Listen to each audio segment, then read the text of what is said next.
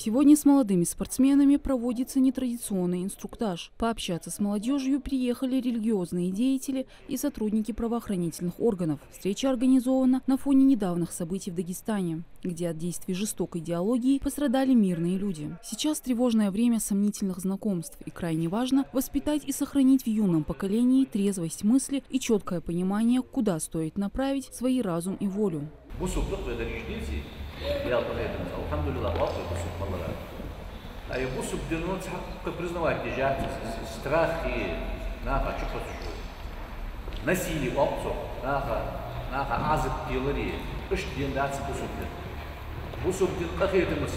Жители Дагестана стали жертвами двойного теракта. В Дербенте и в Махачкале боевики напали на два православных храма – синагогу и пост ДПС. Первые заявления о стрельбе начали поступать около 18 часов вечера. Тогда нападению подверглась православная церковь по улице Ленина в Дербенте. Вот первые кадры стрельбы.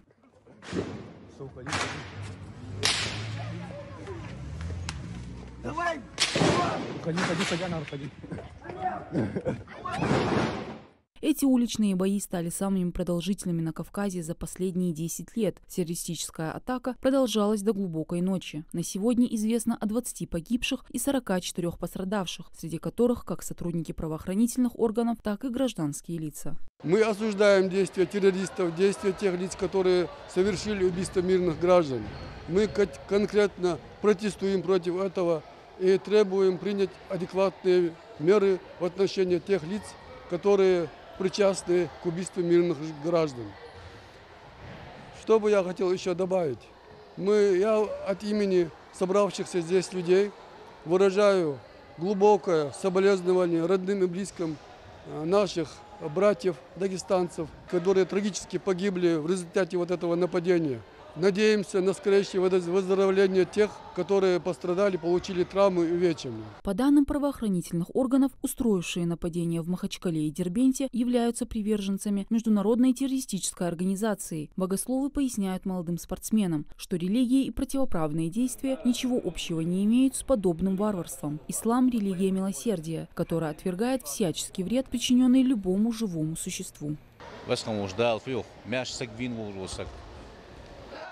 Восхождала, ахетмен, ширагян вахгуз йосак. Жужгот етсен йовамоттик. Жужготен чуагу гузор да эмансен. Да им тушху гузор. Мясагат ахида усак. Там шей бахбахжа, шей дизель булжа, истибур бул нахатан буабя. Жнах дабахаб. Субейн чаря вай диалогр гештер дихат довей цунаха вай бусу вежибы. Похожая трагедия произошла и в нашей республике 20 лет назад. Боевиками было совершено коварное и жестокое нападение на регион, в ходе которого были убиты 98 человек и 104 ранено. В основном ими стали сотрудники МВД и ФСБ. Бывший сотрудник полиции в запасе отчетливо помнит этот день и всех коллег, которых он потерял. Очень много моих коллег тогда было потеряно. В частности, Костоев Абукар Султанович. Это и родственник мой, и мне близкий товарищ. И мы работали с ним вместе. Костоев Жабраил, он чуть позже погиб, но тоже было связано с этими событиями. В Ингушетии по поручению главы республики в связи с событиями в Дагестане усилены меры безопасности, а с подрастающим поколением нашего региона будет и дальше проводиться разъяснительная работа. Мадина Цора, Акрамат Десхоев, Магаз, 24.